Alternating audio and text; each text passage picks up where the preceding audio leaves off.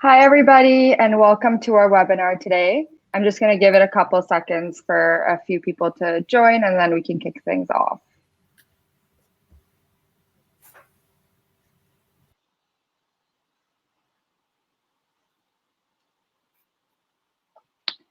Okay, so my name is Mashal, and I'm excited to welcome you all to our webinar today called Closing the Loop in the Fashion Industry. Joining us today are 5 panelists who have expertise and a lot of insights into this topic.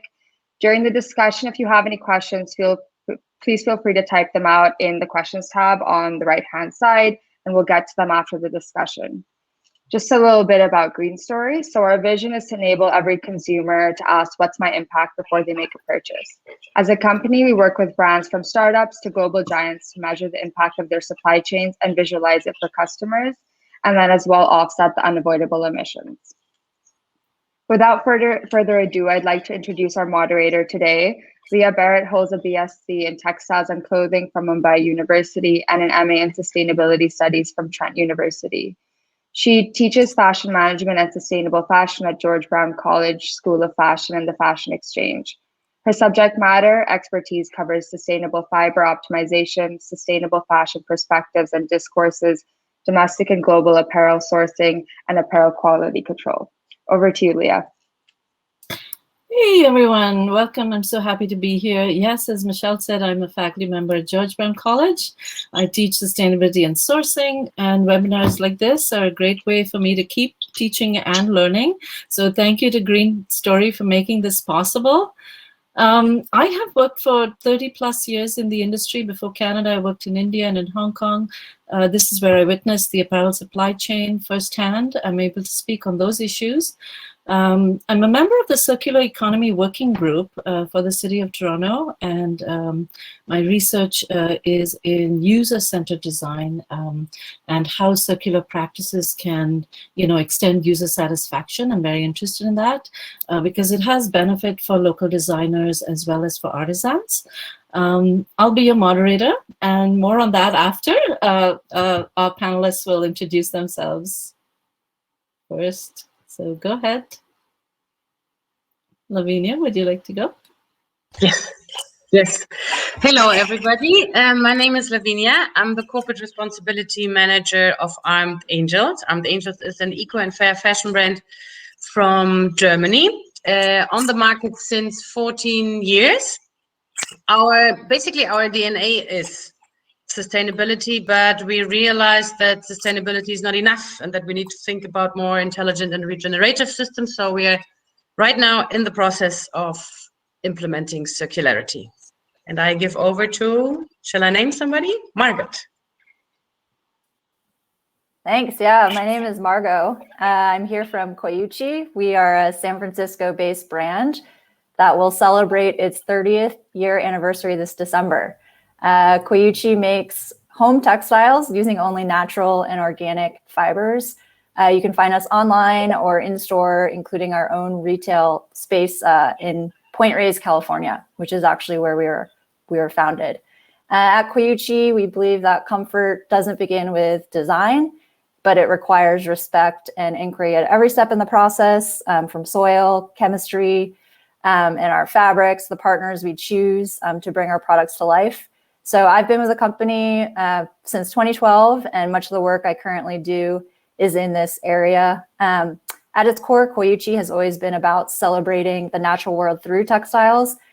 We share many of the goals of the circular economy and have been on our own circular journey since 2017. So I'm looking forward to sharing more with you all today, and thanks Green Story for having us. And over to Jessica. Hi, everyone. My name is Jessica Schreiber. I'm the founder and CEO of Fabscrap. Fabscrap is a New York City-based nonprofit. We work with the fashion industry to collect and recycle and redistribute excess materials from the design process. So not used clothing and used home goods, but all of the textile waste that's created before those products even hit the shelves. So we're a recycling service for the industry. We're a fabric resource for the creative community here.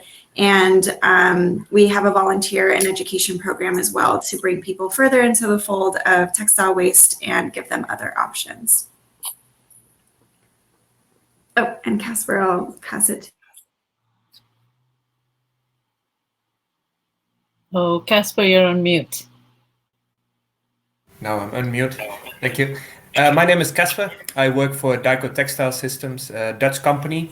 We are the first in the world that developed a water-free and chemical-free dyeing process for polyester. We were a finalist at the World Economic Forum for the Circulars in 2019. Unfortunately, we didn't win, but we made it to the finals. Been working in the textile industry, in especially the technology side and sustainability for the last 15 years, on and off. Lived in Taiwan for close to 7 years. Now in Vietnam for 2 years. And our technology is a critical part in a circular economy where it comes to not only green materials, but also green processing. That's where we come into the play. Okay, awesome. So that's our amazing panel, guys. I'll just give you a quick outline of the hour we're spending together. We have some questions to answer. The first 7 questions are specific to some panelists, so not everyone will answer them. And then we have the last 3 questions where we'll go in a sort of rapid fire style, and everyone will give their short, quick answers for that. So you don't want to miss that.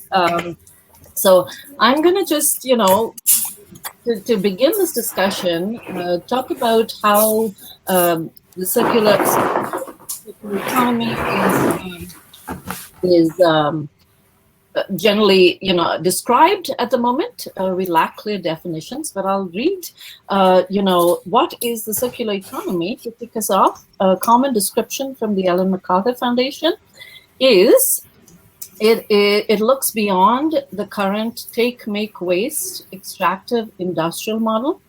A circular economy aims to redefine growth, focusing on positive society-wide benefits. It entails gradually decoupling economic activity from the consumption of finite resources and designing waste out of the system. So I think that captures. There are certain other angles the different groups take, which is so interesting. Some of that lack of clear definition creates some uncertainty and therefore hesitancy. But everyone has targets and goals that they are going to try to meet, and so therefore we have to move, even if there may not be clear definitions at the moment. We're working with these descriptions. There's another thought about this. There's a lack of clarity between the concept and what role products have. So the concept is, obviously all-encompassing, takes into commercial, non-commercial, all stakeholders can participate. But when it comes to circular products, I think of this one stat: 80% of the impacts of products are determined at the design phase. So we must actually think about, how to deliver on the concept through products and through product design. All right, so that's all I'm going to say. We'll launch into our questions. And so for the first questions, I know you're dying to hear from the panelists. Let's talk to Lavinia first. And the question I have for Lavinia is, how do you integrate circularity into your life, into your businesses, and in every facet? Why was circularity something you wanted to target? Well, I think I can talk for myself, but as well for the company I work for. And as I said in the beginning, at Armed Angels, or I personally also believe that sustainability is not enough anymore. And for us, we reached a point a couple of years ago where we realized that it's not enough to uptake certified organic cotton because, we are still generating waste and we are still generating loads of emissions, in the supply chain, in the production of our products, and also in the end of life. And that's why we believe and think that we need to implement more intelligent and regenerative systems. And actually, I do believe that circularity is a simple concept because, as you already said, Leah, it's about, or it means that a product is created with its own so-called end of life taken into account. And basically, in a circular economy, once the user or the end consumer is finished with the product, it goes back into the supply chain. There's this technological and the logical cycle instead to the landfill, right? So the motto of circularity, or the circularity movement, integrating it into your everyday life in a nutshell, basically is be a creator, not a destroyer. That's what I always tell my colleagues, my family, my friends. And I think if you apply this principle to every decision you make on a daily basis in your private life or business decisions about materials, about suppliers, about transport, about whatever, I think we might get closer to implementing circularity in every facet. And at the end of the day, it's just taking nature's lifestyle as example, because in nature, everything is circular. And we all know that nature is deeply sustainable, although we don't know what actually sustainable is, and regenerative and fruitful. Thank you. I really like that, to call waste and destruction, sort of the similar, that's what it is. Why destroy when we can create something new? So awesome. I have, we're going to go to our next question. And this is for, I'm actually going to open it up. Jessica, Margot, Caspar, if you would like to take it in any order. The question is, circularity requires collaboration between brands, consumers, and other stakeholders. So how do you navigate this? What strategic partnerships or collaborations have you undertaken to make this a reality? Jessica, would you like to start us off? Sure. Fabscrap works with just over 500 fashion companies at the moment, and we're also sort of opening that up to interior design companies and entertainment companies for their set and costume design. So really any corporate entity that has textile waste, we're able to work with them. And we primarily work with them as a vendor, the same way that they have waste pickup or they pay for paper and plastic recycling. We're asking them to internalize the cost of textile recycling. So much of what we see that's thrown away in the design process are small swatches or cuttings or unused bits that really aren't reusable in any way. And so we shred those and they become insulation or carpet padding or mattress stuffing. And so it's really having them start to understand the difference between donation and recycling. And that's been one big piece that we've navigated as a nonprofit working with for-profit companies. Not everything is a donation, not everything has value. And so what we recycle, there's a service fee for rolls of fabric that are excess or unwanted. We're able to resell those and create a resource for the local creative community. And so in that way, we're working both B2B and B2C and kind of being the connective tissue between those two groups. For example, if there was a fashion student who was looking for some like dead stock denim, I don't know that they could go to Express or J. Crew and just ask someone there if there's like extra rolls of denim. But because we're working at the corporate level on the recycling side, we can then make it accessible to individuals in usable quantities and sort of connect that. And we're able to do that anonymously, which I think has been really helpful in that once we pick up the fabric, it becomes Fabscrap fabric. We don't point back to the source. And so in navigating working between like public and sort of business worlds, that's been a layer that's been really helpful for us, is to kind of be that neutral third party where we're not like showcasing like this fabric came from Marc Jacobs. But if you look on our website, you see the partners that we work with. And so you get an idea of the type of quality and type of fabrics that we have available for reuse. So yeah, I think Awesome. Some answers, like the connective tissue between different stakeholders. Totally. It's all about those partnerships and finding ways around the, established links and creating those, new B2 models. And I love it. Thank you. I'm going to ask Margot next, same question, collaborations, other stakeholders, how do you navigate those partnerships? Yeah, I mean, I like what you just said. I totally agree that circularity is built around networks. It absolutely requires strong partners. In 2017, we actually began partnering with a company called the Renewal Workshop. as their first home textile brand. And it's through this team that we've begun to transform our own business model. And Jessica, you mentioned the important distinction between, I think, donation and resale. So TRW, Renewal Workshop, has taught us a lot about sort of how to approach the creation of our own circular model. So what we have developed is takes into account a take-back program, renewal and resale as number one priorities, but we can't actually renew and resell everything. So there is a small role for recycling to play. TRW has what they call a renewal system. And through that, we've actually been able to collect over 43,000 pounds of our own product, keeping it out of landfill, and more importantly, enabling us to get it back to customers. And through this partnership, we've also expanded take back. So I mentioned we were able to do that, and we're currently doing that for 100% of the products that we sell. We've launched resale. So we have a brick and mortar retail option in our store in Point Reyes. And very exciting, last year we launched an online platform on renewed.koyuchi.com.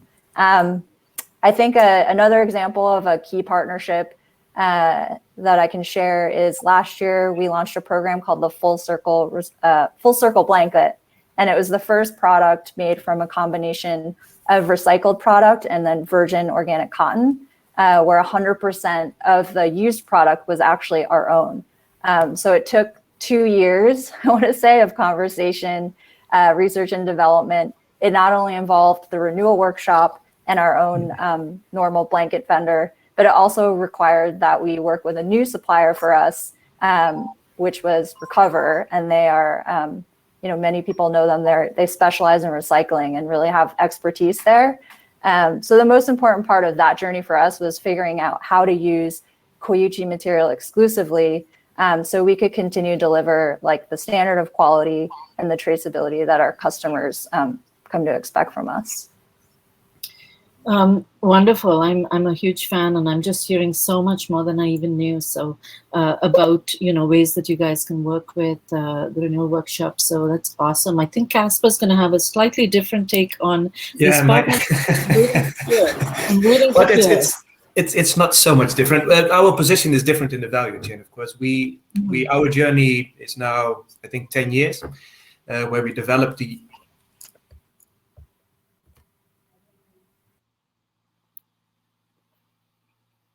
Oh, I think Caspar's frozen. You having the same problem? Okay, guys. Sorry, Caspar's really as far as one can be. So till we get Caspar back, I think, should we give it a moment? Not sure. Oh, we lost him. Okay, guys. So I'm actually going to move on till Caspar comes back. And we'll start with our next question. What challenges or roadblocks did you face? Were any of your expectations not met? I think this question also relates to the use of technology. So think about the roadblocks you faced, and maybe how technology either helped or maybe did not meet your expectations. Lavinia, I'm wondering whether you could start us off again. Oh yeah, I got dropped. He's coming back. yeah, I'm not leaving. I give over to Caspar again, okay? Or Leah? Oh, you get more time. You get more time. Caspar, you ready to go back into just okay. On the. So our journey is already taking place for 10 years. Our partnerships are basically all B2B. The critical ones are the relationships with the brands we have. The supply chain partners, so the tier 2 suppliers or the tier 1s that have integrated dye houses. And indirectly, we also, of course, need to influence the members of the public, but that is not our business model. But we work predominantly with brands, first of all, to get the technology on the radar, to make sure that they understand that the technology is out there to fulfill their roadmaps. Ultimately, and then the second part is to get the dye houses involved to actually start using it. And that's a technology validation where brands come into play. The consumer is not in the picture in this moment. The consumer is never in the picture when it comes to investments because it's all driven between the B2B partners. The consumer is not in there. But I will not give my answer for the second question that comes after this because the roadblocks are pretty big, but they lay on the business model side. Not so much on the technology implementation side. That's fair. We've done that. We've seen how that needs to be done. We have done it with the big brands and retailers. But then the implementation side is not only for our technology, but broad across the supply chain. And I think you guys will feel the same thing. It all comes down to cost. And sustainability is a great good. But the moment it transfers back to cost, all of a sudden the choice between sustainability and a similar option, which is less sustainable, will always go to the low cost point and not to the actual place where it needs to be. I think, Caspar, you've started us off on the challenges and roadblocks. So I'd love to, if you could just keep telling us how maybe what those are, maybe what expectations were there from technology that maybe you yourself faced, your company faced and was not able to roadblock. Yeah, go for it. Yeah, so it's not only for Dyco, but it's a little bit a broader address, and I'm not talking to the brand, so don't get offended. But I think the biggest inhibiting factor for large-scale investments in sustainable technology are the brands. And that has to do with two things. One is the enormous push that brands have on the market to become sustainable, the greenwash, the marketing efforts, great play on that side. But in the end, the brands don't own any assets. The assets are owned by their suppliers, and they are basically forced to change and make these huge investments. But in the end, when the brand needs to procure their products, the FOB price is leading. And there we see a big discrepancy between the sustainability departments, the innovation departments that all have the best interest in new technology. And we've been with all these guys and they validate and vet the technology, and then they push it over to supply or to sourcing. And that's where the wheels come off, because all of a sudden sustainability is great on paper, but the moment an FOB price will raise with 5 or 10%, it's all of a sudden not in play anymore. And that needs to change. And there is an underlying issue, and that is the business model of fast fashion and the fact that people need to have quick access to clothes and stuff. So naturally, price points need to be low. But that is unfair for the supply chain, because in the end, the risk financially and technologically are in the supply chain.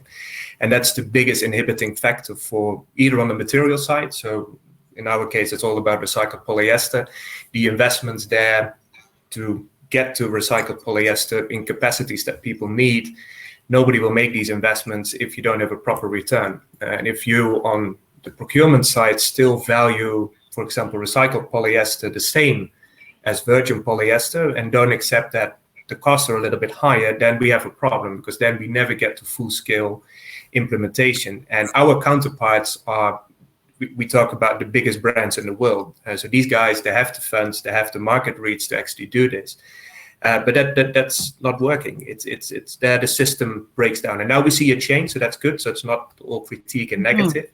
But the other side is also the consumer side. If a consumer is willing to pay more for an item which is sustainable, whether that is based on sustainable cotton or sustainable polyester or another sustainable product, and it's fully recyclable because it's a monofiber construction, if they are willing to pay more for that product, then the brand can capture a better margin and they can give a better margin to the supply chain. But that is where the problem also lies, is that we get as feedback as lower in the tier of suppliers, that the consumer is not willing to pay more. And then the question is, how can we motivate the consumer and the market to actually pay for sustainability, and then the rest will follow by itself? Because otherwise we get stuck and turn around in circles with small, great investments and great examples of smaller companies that really set the tone. But in the end, that is just a marginal improvement. We need to have the attention of the big top 5 sport brands in the world and the big top 3 or top 5 retailers in the world, and then things will really change. Because in the end, it's volume driven. I agree. I would love to hear from our panelists who are actually solving these problems, in real time, facing these in real time. So I'm going to go, go for it, Lavinia, and then we'll have Margot take that same question. It's about, the question was about the roadblocks, right? Roadblocks, in the big picture. There's so many roadblocks. Like everybody who works in sustainability, this is like our everyday fight. Like this is our life. But I think there are three big roadblocks. One is that the business case is not given. Then it's the legal framework, and then it's missing technology. Regarding the business case, I could give like 100 examples of, different situations. It's first of all implementing reverse supply chains. There is no functioning, profitable reverse supply chain in the world for clothing, at least at this moment. Taking back, sorting, recycling. Well, yeah, eventually with Fabscraps. This is like really cool. I have to get in contact with you afterwards. It's really difficult. And then also regarding emissions, we at Armed Angels right now are actually tackling this, because, for example, I can give you an example. One of our 100% cotton t-shirts, from cradle to gate, from fiber to the finished garment, with outbound logistics, emits approximately 2.4 kg of CO2 emissions, okay? Only the return, sending back, for example, one of these t-shirts emits 680 grams of carbon emissions, and then, bringing it back into the supply chain, using energy for recycling, eventually re-dyeing it, making the fabric. So there is the possibility that a recycled fabric has a worse impact, than like virgin. And like, we don't have the data, so we like really have to tackle it and not only jump on recycling and circularity and so on and so forth. Then the legal framework, there's no holistic, generic, harmonized definition of waste. And the whole waste management here in Europe, or even in Germany, it's organized by communities. So, for example, where I live in Cologne, H&M is allowed to take back garments in their retail stores, but in Düsseldorf, which is 40 kilometers away from here, not. And the EU has an action plan on circularity, but the legal framework is not given. To Turkey, you're not allowed to import post-consumer textiles, used post-consumer textiles. Now you're allowed to import used post-consumer denim because there's the Responsible Denim Alliance, but like setting up this whole thing, like the legal framework is just not ready. And then obviously technology is missing, and you're so right. We brands have to invest and should, make budget for that. For example, in our case, we are right now testing the so-called circularity ID, which is an NFC tag, which will be sewn into our garments. And basically the end consumer is able to scan the NFC tag with the cell phone, and then he or she receives all the information on the garment, chemistry, blah, blah, blah, blah, blah, and also recommendations what to do at the end of life. And this T-shirt can actually be given into any old clothing container here in Germany, because right now all sorters and recyclers in Germany of old clothes have one of those scanning machines in their facilities.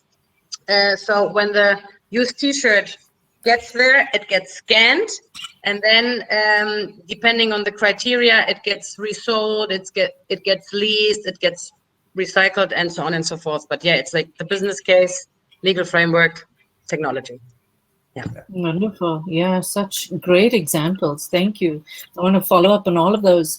Margot, do you want to take that question? Finally, roadblocks, challenges, and I know you guys are already doing that, right? Accepting returns, etc. So go for it. Yeah, I mean, Lavinia actually just solved my big current roadblock, which is the tracking of the garments. That's true.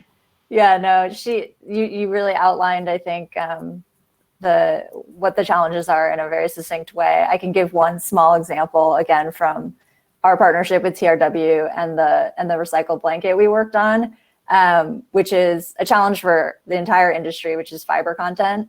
So when TRW collects data that they share out to all the brand partners twice a year, just so we can track over time what we're collecting and the environmental impact and the savings are. Across all of the partners, over 60% of what has been collected so far is made from a blended material. So again, recycling is going to be a last resort within the circular economy, but still, it does have a role to play within the system. They're very limited recycling technologies for blended materials. They're starting to be investment, and there's certainly pilots going on, but commercializing those on a large scale, needs to happen based on the current way that we're designing our fabrics. For Koyuchi, most of what we use is a single material. So 97% of what they've collected from us is made from, 100% organic cotton or organic linen. So we benefit from a more common and available recycling technology, but I still can't say that, recycling was easy. So what's needed is not only new innovation, but, new suppliers, manufacturing options. We need better ways of identifying fibers, SKUs, and then of course there's a whole question of material safety. Can I ask a question? Can I add a little? Oh. I have a question to you guys on the brand side. So in your creative design process, because Marco, you already focus on monofiber constructs, but how do your designers deal with that if you limit them in their choice of you can't use this fancy fabric because it's a multi-fiber fabric, or you can't use this stretch fabric? How do you deal with that internally to make sure that you design something that can be recycled? Good question. Yeah, go for it, Margot. I think that was for you. I mean, at Koyuchi, a lot of our ability to, sort of evolve our business model comes from the fact that our values overlap with a lot of the circular economy principles. We have always used 100% natural materials. About 90% of what we're making every season is made from cotton. So it's really always been a cotton-based brand.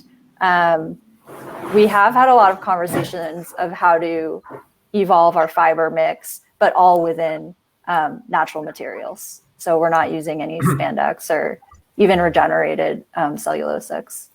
Okay. Jessica, you wanted to say something? Yeah, I wanted to share just a little bit more about like the roadblocks on the recycling side, because Margot, you kind of like touched on this, but we are collecting swatches from 500 different companies. And so that's in the tune of like 4,000 to 8,000 pounds a week of swatches and fabric coming through. And we're sorting that based on what's currently possible in recycling. And I think it's just good to note in sort of panels like this that when we say recycling right now, we really mean downcycling. It's shredding the fabric and it's becoming this like low grade fiber pulp that becomes insulation or carpet padding or mattress stuffing. But true recycling would be fiber back into fiber. And there's very few companies that are working on that. And like you said, Maru, like very few that are ready to scale up. And they're mostly around pure fibers, like 100% cotton, 100% poly, maybe 100% nylon. And so because we're collecting so many swatches from so many different companies, and we're sorting based on what we know the fiber types to be, less than 10% would fall into that recyclable category of like 100% cotton, 100% wool, 100% nylon. So much as a blend. And then when you look at the blends that have spandex, which can't be shredded because it melts in the shredding process, even what can be downcycled is really maybe 45% of what's collected.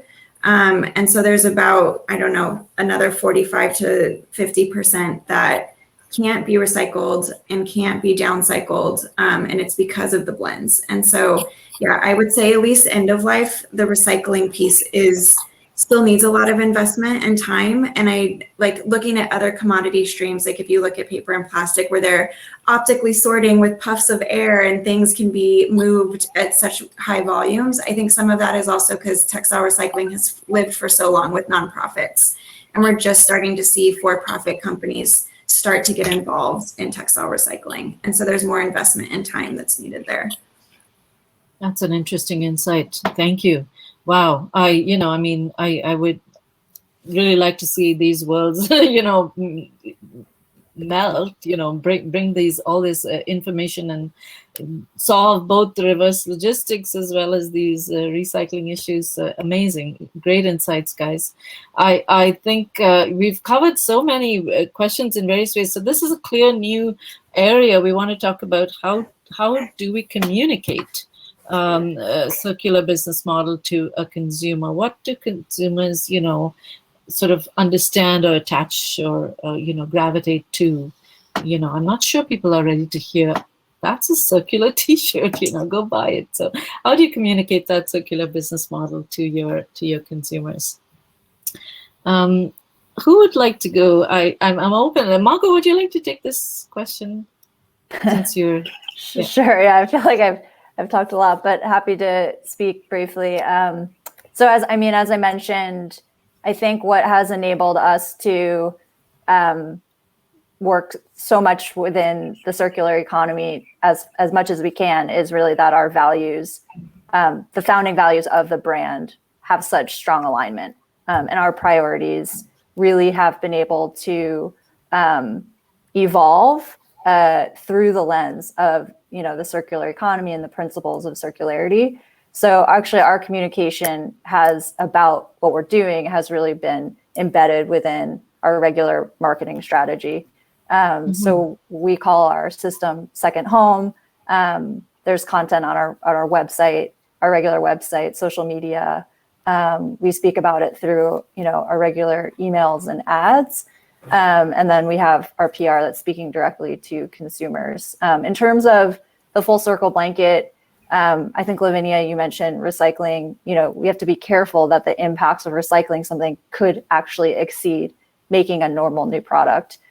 Something we were very intentional about when developing our blanket was that we did not want to dye it again. So we wanted to use the color of the recycled material as the natural color of the product. And that was really challenging. It involved internal conversation. Is it a color that our customers are going to expect from us? And it ended up that, yes, of course it would be, because it's using our own material. So we got a beautiful gray that fortunately, was already within our palette. But at the same time, at the time we launched it, like grays weren't trending as strongly. So how do we evolve beyond that and are able to give customers colors and designs that they also want? Because at the end of the day, we're trying to create something beautiful that people, want to have for a very long time. And so, it's created additional conversations for future iterations of our recycled product line. That makes so much sense, right? It would be part of your palette. So you can totally avoid the dyeing step and reduce impact. So Lavinia, did you want to add, because you guys are also brands facing consumers? How does it? Yeah, I can eventually quickly add, because at Armed Angels for now, our communication on circularity was basically focused on the slogan or sustainability claim that we are turning trash into something new, because we have implemented a take-back system. We have collected our cutting waste for all our jersey for 3 years. We made fabrics out of it, and so on and so forth. But I can tell you, like communicating it internally as well as to the end consumer is a challenge, because it's not, it's not a product. It's not like a tiny item. It's a whole school of thought. And I do believe also in our case, we have to do a better job, because I think to talk truthfully about circularity and waste, the whole industry and the whole world needs to accept that it's not just the new good thing, waste, It's not just about recycling, as we said before. It's about creating an industry, a system where how do you call that? Environmental justice is most important. And I think there's like 3 big parameters or steps which make out the system, which is like waste and pollution is eliminated. Every kind of waste. Also, people shouldn't get wasted in the supply chain, right? We always forget about people. Products and materials are kept in use. And there's one more. Natural systems are regenerated, because also in organic agriculture, we can do a better job. We can improve agricultural methods, and we can, give back more to the soil as we took from it. And I think this is the big challenge. And at least at Armed Angels, I think we can even do a better job when it comes to communication. I'm a big fan of your certifications, the GOTS, the Fair Trade, Fairware, etc. All, good partners to get right to the start of the supply chain of the agriculture piece. Okay, guys, so we're going great, and I'm looking at the time. We have 5 minutes left because we want to leave time for the audience questions. The next questions I wanted to ask is a response from consumers. So how do you communicate, and then what's the response? Who are the other stakeholders, and what has their response been? I'll give you that question, Jessica. Serving primarily as a service for the fashion industry, it's been really exciting to see so many brands sign up to recycle and reuse textiles with us. We're in the really fortunate position that we're still just responding to demand. I think there's been a lot of shift in sort of brands' feeling of responsibility, whether or not it's greenwashing and just wanting to do something, or if it's coming from real internal change. We have seen a lot of demand for service. Because we're operating sort of as a fabric thrift store for consumers, the response is great because it's really high quality fabric for thrift store prices, and it's safe from landfill. So you're ticking a lot of boxes for people. And we try to over communicate the impact that it has to choose to reuse something instead of buy new. And so for every 10 pounds that someone saves from landfill by shopping with us, it has the same CO2 reducing equivalent as planting a tree. Really trying to make that tangible, and I think that's meaningful for consumers who resonate with the mission, while also, Margot, like you said, wanting it to be something that's beautiful and useful. So yeah, I think those two things have been a really positive shift in wanting to see a movement towards circularity. I love it, tangible, measurable, and then communicate that nugget to consumers. So good to hear there's been a good response. And I no doubt about that, it would be. Okay, guys, we're getting to that point. I want to ask one last question. What do you envision the future of the circular economy to be? And, what are you doing to bring it to life? Lavinia, would you like to take that? For the future. Personally, or for my business, right? Or how we are tackling it, right? Business, or maybe businesses in your the type of business. Yeah. Well, I wish it to be personally, but also for the business world, I wish it to be radical, restorative, and basically, regenerative. And when it comes to strategy at Armed Angels, we are tackling waste and any kind of pollution already generated in the supply chain, not only at the end, because there's a lot going on. There's a lot of wastage in the supply chain. And we are also tackling overproduction, because nobody is talking about overproduction. And overproduction is a basic building block and is part of all our business models. And obviously also following dead stock and unsold inventory with a no dead stock policy and so on and so forth, and then implementing repair services, resell, and hopefully in the future profitable, low impact reverse supply chains. Awesome. Yes. How did overproduction not come up? I totally agree. That's we gotta work that into the conversation as well.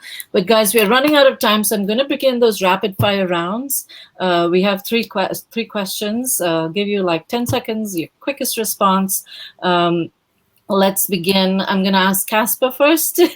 What does the industry need to make circular economies the norm in 10 seconds? Fair value for sustainable investments. Great. Jessica? I would say increased transparency along the supply chain. Like that. Lavinia? I wanted to say the same as Caspar. Yeah, bringing back the value into the chain. Yeah. I transformed it a little bit. Good. And Margot, what is what does the industry need in 10 seconds to make circular economy the norm? I think a real commitment to this work, to creating a resilient and ethical system that really focuses on all of us, and also the circular ID that Lavinia put into the chat. Okay, I'll just go to the very last question here. What is some advice that you would give brands about closing the loop? And what advice would you give consumers? So again, we'll go rapid fire. What advice do you give brands, and what advice do you give to consumers to close the loop? Caspar, we'll go with you first again. The customer should pay the fair value, and the brand should invest in their supply chains. That's the key message. Excellent. Jessica? For consumers, I would say think about how long you plan to use or own the item before you purchase it, and could it be rented or shared or bought secondhand. And for brands, gosh, I don't know. I think really just to start. I think just start somewhere. I think there's a hesitancy that sustainability and circularity feels so big, but even just starting with one issue is important. Thank you. And Margot? Yeah, I would totally agree with that, to just start for a brand. Something that TRW talks a lot about is tested pathways, which is essentially what you mentioned. You can do anything if your business priorities or business culture support resale or make sharing models easier. There are a lot of different things that have been tested, and reach out to companies and talk to them as well. For consumers, I would say, take a look at what a company is saying about their supply chain and their practices. For organic, I would say look for GOTS certification, which you mentioned, Leah, and choose brands that are transparent. Wonderful. Thank you. Yes, I totally agree. We should make those standards, more sort of widely known. Audience, I'll remind you, attendees, this is your time very soon, not quite yet, your time to have your questions answered by our wonderful panel. So put your questions in the chat. I'll ask Lavinia for that last word of advice to brands and consumers on circularity. For brands, question your business model and get creative. Really check and verify and make it possible. Make resale and renting and leasing, and repairing, make it possible. That's basically what we all have to do. And for consumers, I always love to quote Vivienne Westwood: buy less, choose well, make it last. It's actually very simple. Yeah. I agree. And it's so much a benefit to that. Both brands and consumers can take that advice. Buy less. There's your overproduction piece, right? So, okay, guys. So that is our awesome presentation from the panel, and I'm going to look at the questions in the chat. So guys, we have a question here from Francesca, which is a popular brand that is moving to circularity and that you appreciate its journey. So some of them, maybe the ones that are best known that consumers anywhere can, access, besides your own wonderful brands, which brands are moving towards circularity and you appreciate that journey, as far as you know. Maybe Caspar can take that question, since you know the backstory of many of these brands. Sure. I think, we work predominantly in the polyester world, so it's a lot of sports apparel brands, but I think two interesting ones, so let's make it three. The first one is Adidas, which I really like in their sustainability approach, the sustainability roadmap and the efforts they put in the supply chain at the moment. They start validating impact of fabric production, not only looking at technology, but complete door-to-door life cycle assessments on fabric level, really assess the impact of sustainability and actually build up a plan to actually start building a supply chain that can supply that. That's one. Another one is an interesting retailer, Decathlon. They are extremely focused on sustainability at the moment and make significant investments also with their suppliers. And all these guys will also make consumer claims, so that also brings the message to the consumer that they can actually choose for something sustainable. And another one is another German brand, is Bon Prix, which is also a co-investor with one of our customers. And they focus on making basically monofiber polyester fabrics, garments actually, that can be fully recycled, either mechanically or chemically. And then you can close the loop. And then indeed what Lavina said, if you can make it so that you can actually collect that stuff and bring it back into the supply chain, and you can fully recycle it. And nowadays with chemical recycling of polyester, it's basically infinite recycle cycles. That could really close the loop. And I think these three are interesting front runners from our perspective.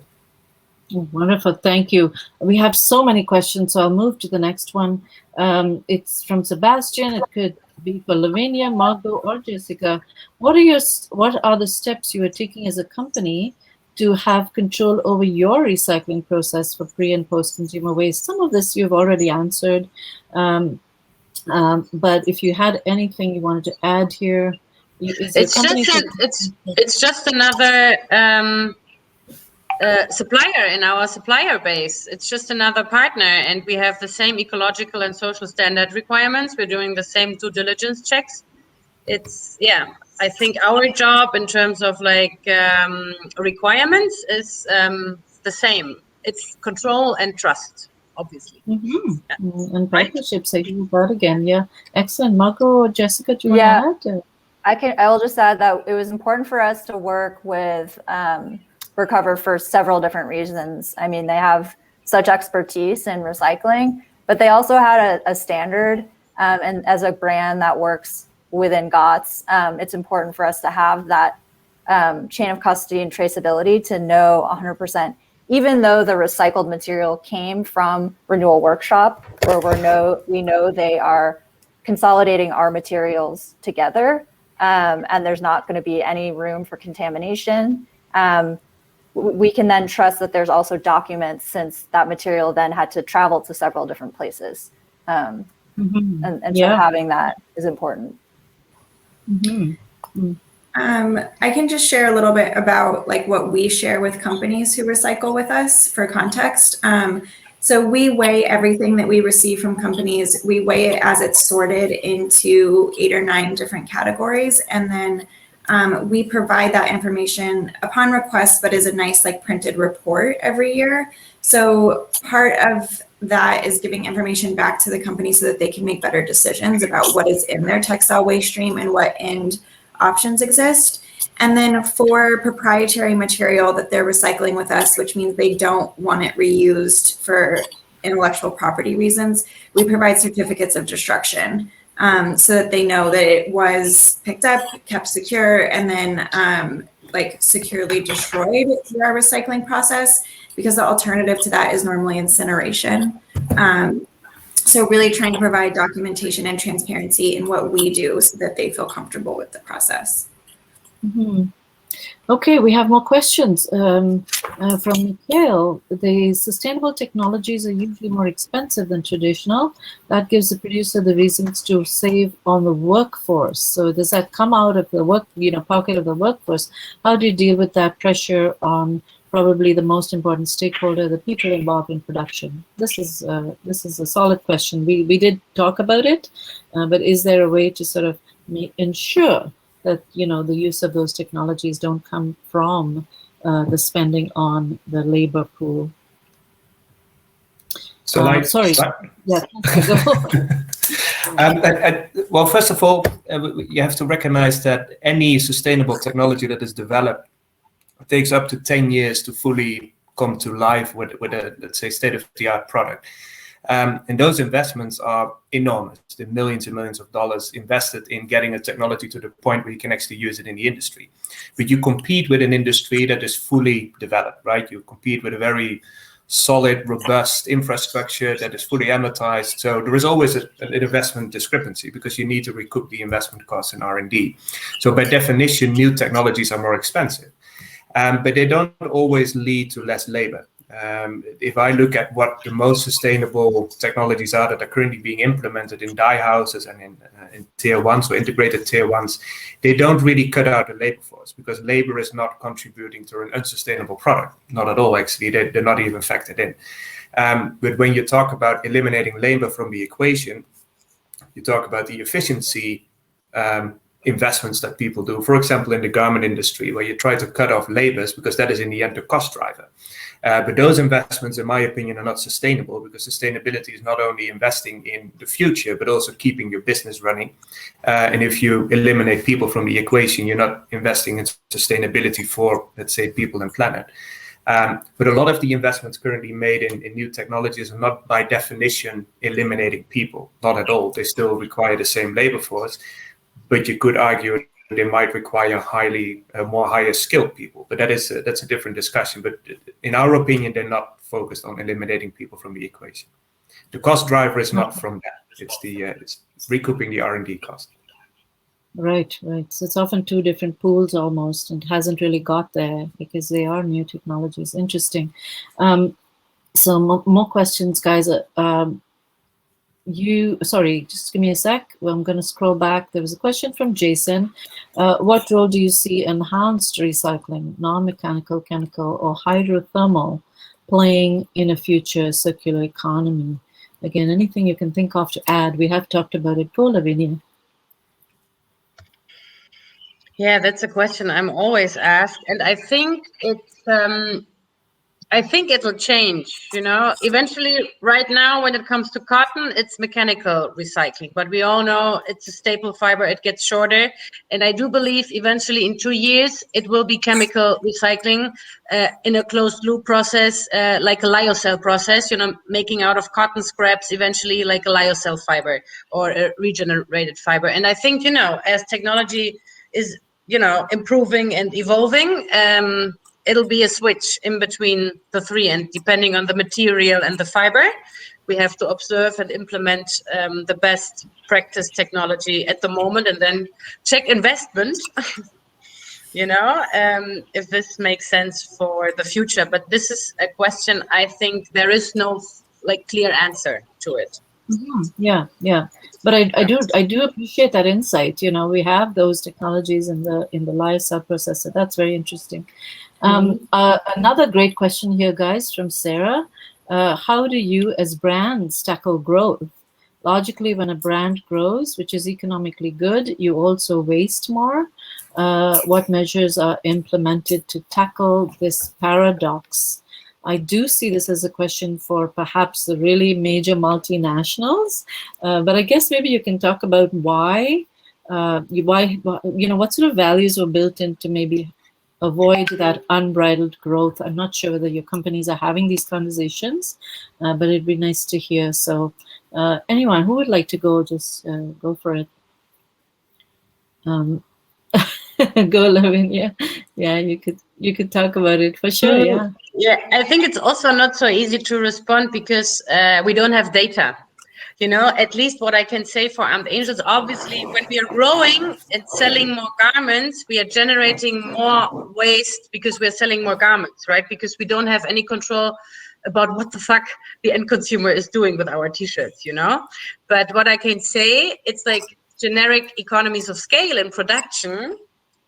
It's actually when our partners produce the fabric rolls, and we are not only buying 2,000 meters, but we are able to buy 15,000 meters. I know that broken down on the square meter of fabric, we are polluting on the square meter of fabric less because production efficiency arises, and that in each and every step of the supply chain. But then again, we need data to really verify this. But I even think that there's an opportunity to minimize the impact, broken down on a piece of garment when you go bigger.